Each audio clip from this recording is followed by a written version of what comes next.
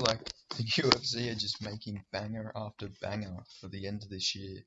So here's some fights that were just announced. I'll talk about them. So I'll start off with the first fight that got announced. So Matt Frivola won't be fighting Paddy Pimblett in New York now or in December. He's actually going to be fighting Benoit Saint Denis. This is a really fun fight, but obviously not the fight anyone was expecting. We were expecting to see Matt Frivola versus Paddy Pimblett, but I do think this is on paper probably a funner matchup. And yeah, honestly, I think Benoit Saint Denis is. I think I'm leaning towards Benoit Saint Denis on this fight. I'll have to watch a bit of tape, but he's just forward pressure and durability. I could just see him catching Matt Frivola, but it should be a fun fight for as long as that one lasts. And then we had Khalil Roundtree Jr. versus Azamat Murzakanov booked for December 2nd. This should be a really fun fight, but a weird one for Khalil Roundtree to take, if we're being honest. You know, uh, After he beat Chris Daukaus, you would have expected Roundtree to get like a bit of a step up, but I don't know. I don't think his management's very good because, even that Chris Daukaus fight was a weird one to take, but you would have expected him to get like a bit of a step up after that, but no, instead he's on a four-fight winning streak, but, I think Azamat Murzakanov, very dangerous fight for him here, so. Yeah, like I say, a weird one for Khalil Roundtree to take at this point, especially because Mirzakhanov beat Dustin Jacoby a lot better than Khalil Roundtree. Obviously, MMA math doesn't work, but Roundtree probably shouldn't have won that Jacoby fight. And Azamat just sort of destroyed him for the first two rounds. So yeah, weird fight for Khalil Roundtree to take, but should be a real fun fight. Good striking match there. And then another really good fight that was announced was Rob Font versus Davison Figueiredo for Figgy's bantamweight debut, which is good. Finally got a fight booked. It was meant to be Dominic Cruz versus Davison Figueiredo, but I don't know what happened to that. Maybe Cruz didn't want to fight again this year. Actually, he hasn't fought at all this year, has he?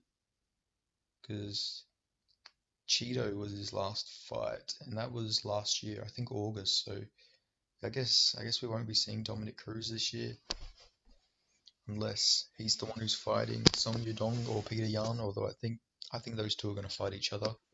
This fight should be pretty good. You know, it's it's funny because Rob Font's like the biggest bantamweight, one of the biggest bantamweights. 5'8", used to be a lightweight, has had some trouble making the weight class before. So yeah, interesting fight, but it should be a really fun fight. Davis and Figueiredo. We'll see if his power transitions up to bantamweight. There's a lot of questions about this fight, but it's going to be a real fun one. So yeah, I'm excited to see this fight. And it's not the main event for December 2nd. So, a few of these fights are all booked for December 2nd, but none of them are main events. So it's interesting to see what the main event for that card is. It's reminding me a lot of the Jose Aldo versus Rob Font card. That card was just stacked. Like so many fights on that card could have been main events, so that's cool to see. But yeah, I'm gonna be going. I don't know. Early prediction, just early lean. I think I'm actually gonna take Davis and Figueiredo here. I could just see him catching Rob Font. Font's taken quite a lot of damage, but I could also just see Rob Font's style on him. I guess closer to the fight, I'll have a more detailed prediction. And then we got Jake Matthews versus Michael Morales booked for November 18th. Now, this is a dangerous fight for both guys. Like, I could honestly see Jake Matthews winning this one just because Michael Morales, he's very hittable. Like, his defense isn't that good. Like, he's always got his chin out pretty much. And we've seen him against, like, Trevin Giles get pretty badly hurt in that fight. So, I could see Jake Matthews actually having a lot of success here, but I would also say, Michael Morales has some pretty crazy power, so I could just see him rocking Jake Matthews. But This is honestly a pretty interesting fight. I will lean towards Michael Morales, but maybe if I watch a bit of tape, I'll change my opinion on it. But still, pretty good fight. You know, Jake Matthews can show up and look like the greatest fighter on earth, and then the next fight just look like your average, just your average bloke. So it's hard to really gauge what Jake Matthews is going to show up in this fight. But I think the best version of Jake Matthews would definitely be Michael Morales. But again, it depends if we get that version or not. But yeah, Michael Morales, I just think he could also just wrestle. He's got a good wrestling game. I could just see him wrestling Jake Matthews. Matthews' takedown defense isn't the greatest. We've seen Matthew Semmelsberger take him down, so it wouldn't surprise me to see Michael Morales just wrestle his way to victory. Because I think Jake Matthews is the more technical, better striker. But obviously Morales has a long reach for welterweight. Like he's got a pretty long reach. I think he's got like a 79-inch reach, if I'm remembering correctly. The guy's massive for the weight class, by the way. I don't think we'll be seeing Michael Morales at welterweight for that long. I think eventually he's gonna have to move up because he's massive. Like he is fucking massive for that weight class. Yeah, 79-inch reach for Morales. He's 24, so like, obviously the guy's gonna get bigger and it's gonna be harder to make the weight soon. But I think he has a few welterweight fights left in him. But yeah, still really good fight. That November 18th card's looking really good as well. Real solid card, so that should be exciting. But yeah, anyway, moving on to another fight that was announced, which was that just got announced. Jared Cannonier versus Roman Dolidze. Really odd fight, if we're being honest. Like I don't think anyone was expecting this fight to happen, but it's a fun fight, good matchup. Honestly, I think Roman Dolidze's sort of got a good chance here. Like a lot of people are saying Jared's just gonna run through him. Like honestly, he's got a good chance. Jared Cannonier was getting rocked by Marvin Vettori. Marvin Vettori not known for his power, and Roman Dolidze, he was actually rocking Marvin Vettori with his strikes, and we all know like how fucking good Marvin Vettori's chin is. Obviously, Jared Cannonier put a beating on Marvin Vettori, but it's just I don't know. I think he's got a good shot here against Jared Cannonier. Obviously, Jared Cannonier the better striker, I'd say, but Roman Dolidze's power is pretty crazy. I'd say he's actually more powerful than Jared Cannonier probably, just like on a power basis.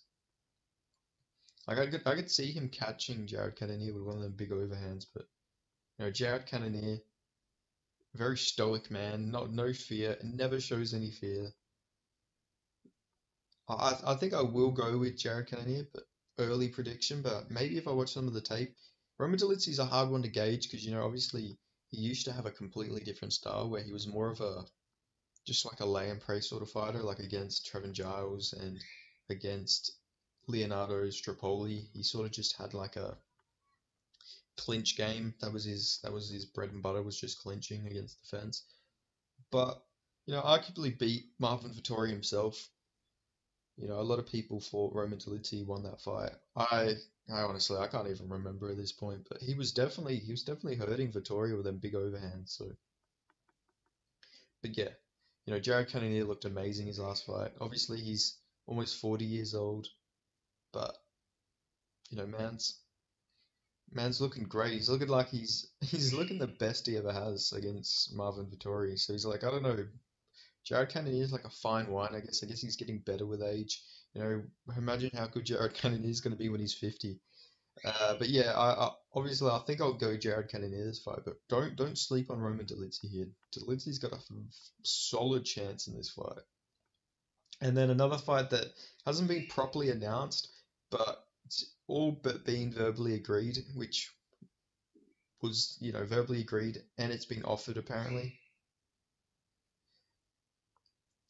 Uh, which is Stephen Wonderboy Thompson versus the Nomad Shavkat Rakhmonov. So this fight's been verbally agreed.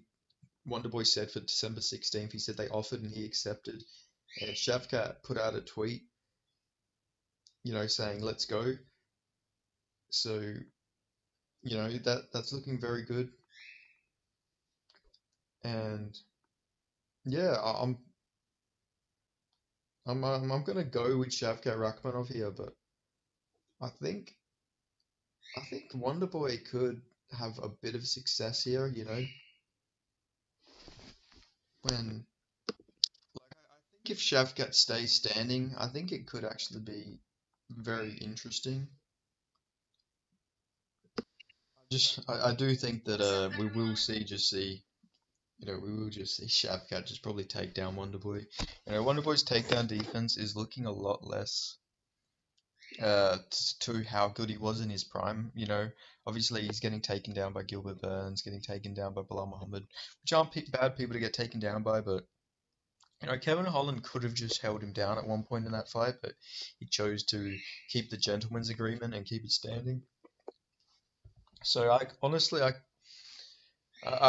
think Shavkat's definitely going to grapple to a victory here, but if he does stay standing, it does get interesting, obviously, because Shavkat's very hittable on the feet, so maybe Wonderboy could actually have some success, but I'm definitely going to be going with Shavkat Rakhmonov. I just think this is a really bad matchup for Wonderboy, but if he gets it done, then that's a massive, massive, uh, fraud check, as they say.